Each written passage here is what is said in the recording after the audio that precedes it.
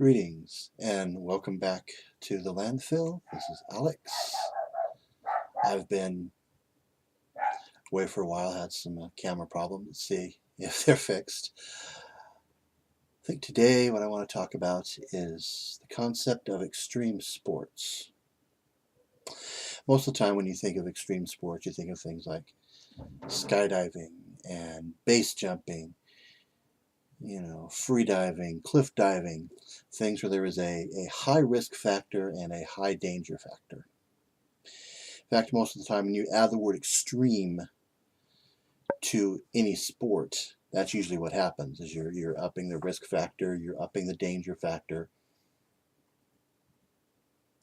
Except in one particular instance. And that is in the idea of extreme, what they call extreme martial arts.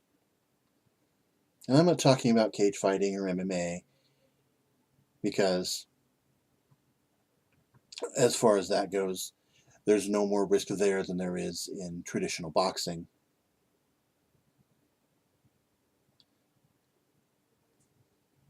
And mostly for the same reason.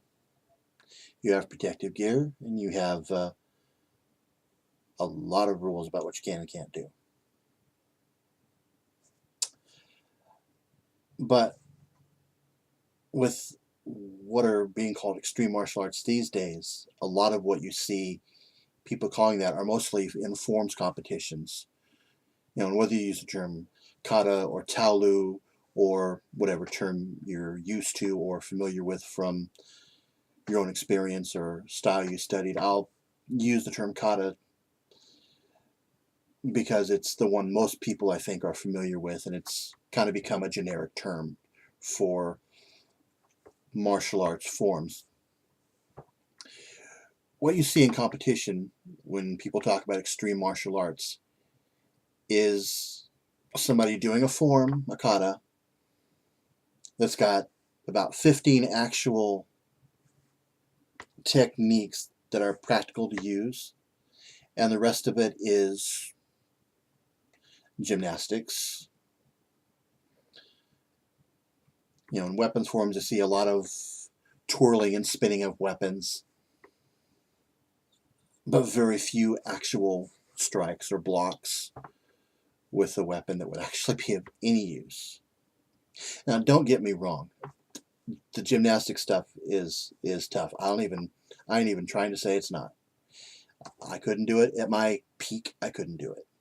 I was never trained in it, so it wasn't something I could do. But while that may change the difficulty level, it may make the katas harder to do, it doesn't necessarily up the risk or danger factor. To my way of thinking, when you're talking about extreme martial arts,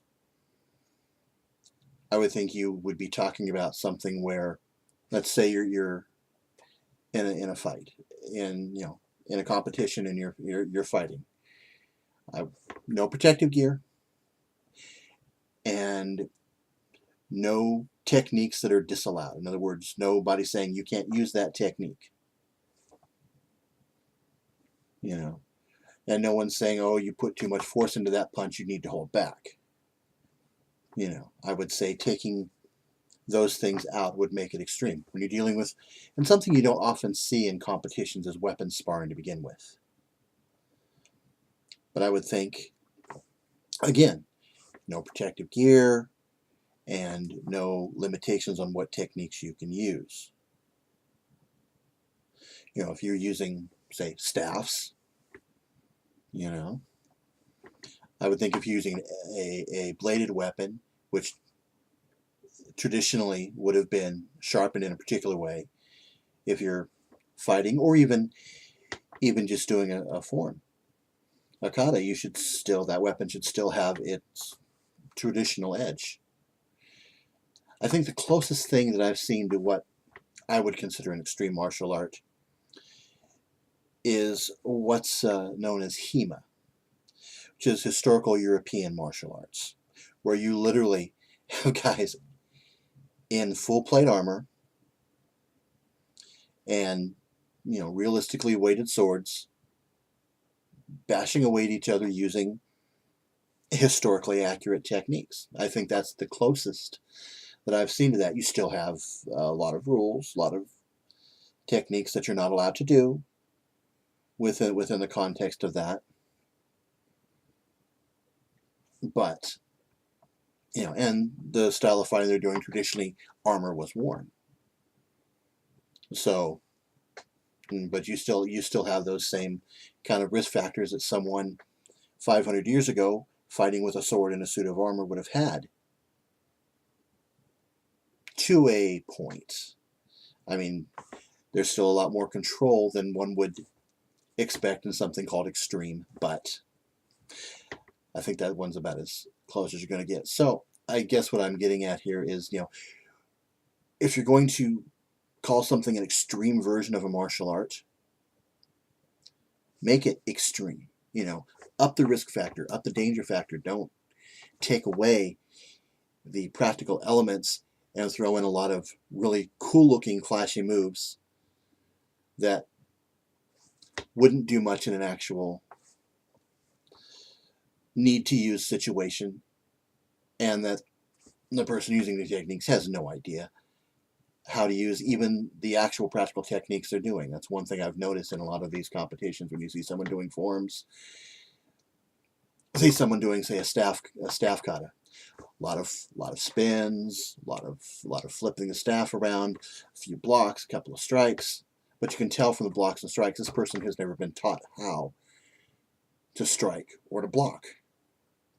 So there's the focus isn't there.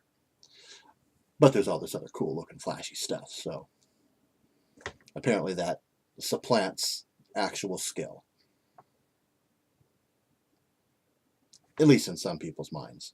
Not mine, but I'd like to see a competition where they're calling it an extreme martial arts competition that really is extreme. But I don't actually see that happening. I don't think there are very many people that would be willing to participate in such a thing. I don't think that kind of enthusiasm really exists. But that's my thoughts on the matter. Take it as you will. This has been Alex. This has been The Landfill.